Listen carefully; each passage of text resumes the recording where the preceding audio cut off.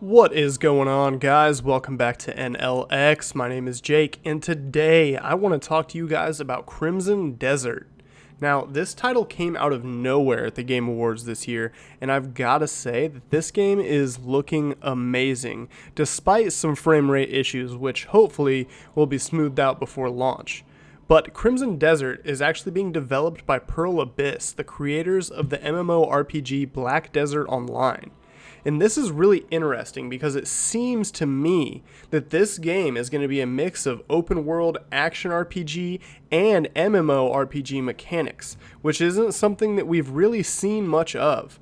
It's going to be really cool to see how they integrate multiplayer into a game that does have a single player story driven campaign in it. So I'm really looking forward to seeing what that looks like. But as you guys know, normally on this channel, I like to speculate about details of upcoming games. But in this case, they actually have a ton of information about this game on their website, and that's what I want to get into today with you guys. A war-torn world. A vast but divided continent of harsh desert, cities as dangerous as they are breathtaking. In the world of Crimson Desert, gritty realism often precedes aesthetic beauty. Crimson Desert tells the story of Pywell, a vast continent of divided regions inhabited by people struggling to survive in its ever-changing lands.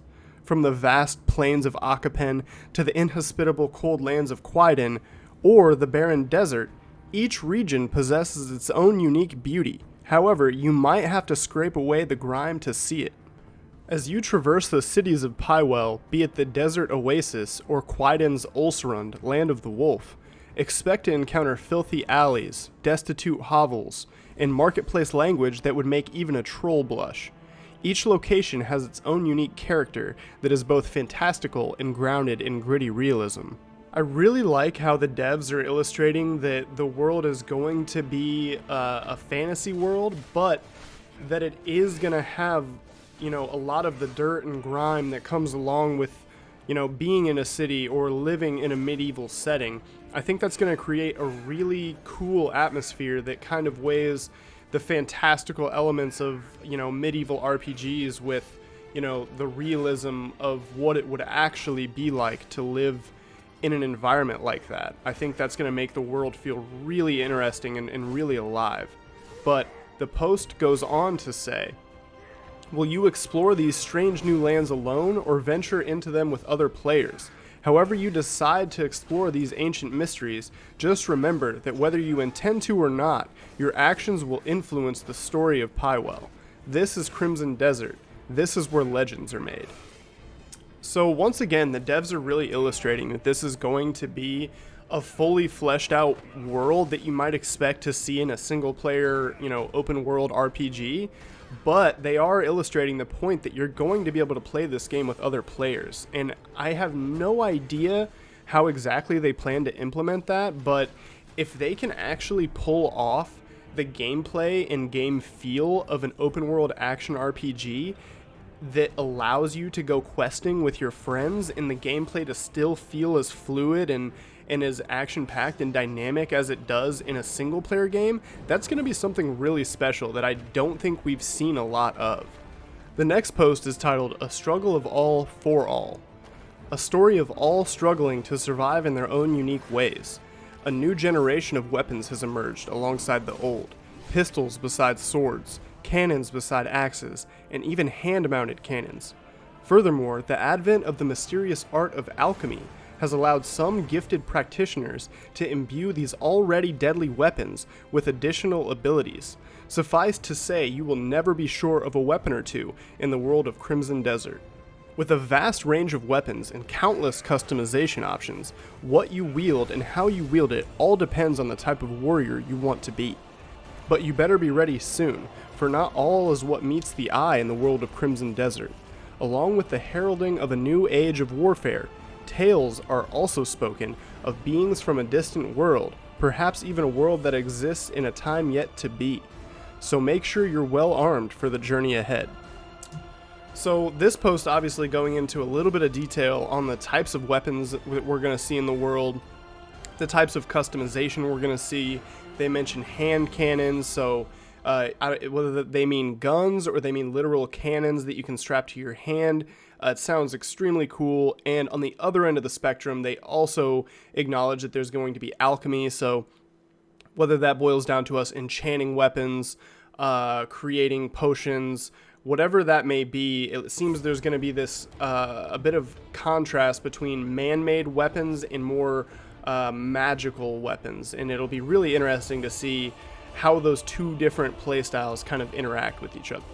The next post is titled Mercenaries Wanted. Not all will be prepared to endure the trials and tribulations unleashed by your enemies.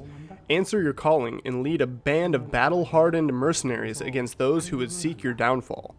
You won't be able to take on many threats that exist across the lands alone, but you're in luck since you'll have a group of your own mercenaries to rely on. The King of Demonis, unifier of lands, lies in a coma.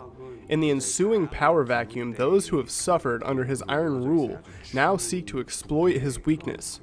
Some who have felt the oppression of his conquest seek only independence, but others dream of gaining their own absolute rule.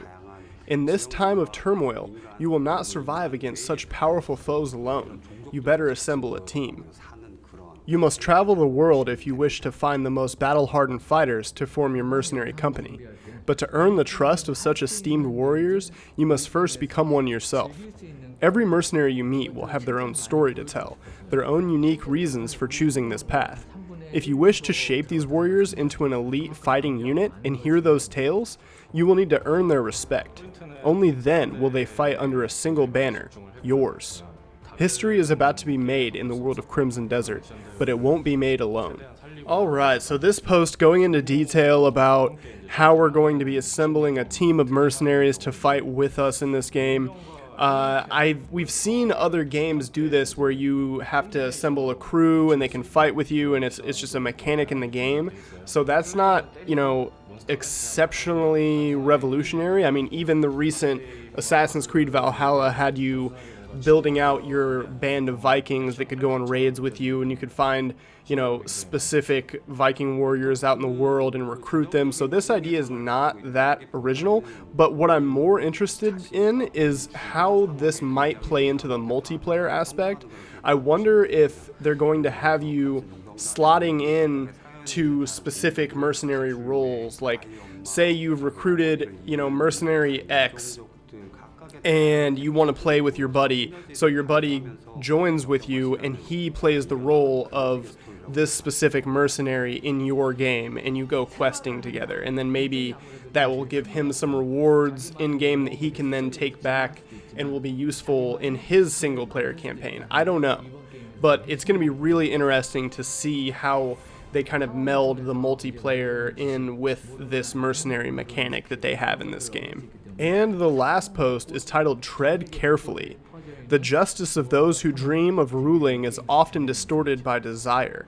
Learn to survive against a threat of mythical beasts, maniacal rulers, and hostile mercenaries. A Pywellian scholar once wrote, "Forget not that today's enemies may be thine ally tomorrow."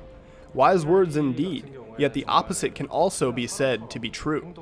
As you traverse Pywell, you will find that threats abound in all shapes and sizes, be it the so-called just rulers promoting their own distorted brand of justice built on a foundation of death and bloodshed, or the hostile forces threatening your lands, both from within and from afar, such as a certain desert-based cult that worships a powerful ancient god. If you're lucky, you might only encounter one of the ferocious mythical beasts that have awakened from their eternal slumbers by the war of humans. Though of course luck is a matter of perspective in this instance. As you travel through Pywell, be sure of one thing: many dangers await you in the world of Crimson Desert. And yeah guys, that is the last post for story details that they have on their website. I will be putting a link to their website if you guys want to check it out. They have a ton of really cool screenshots. They have a couple different videos.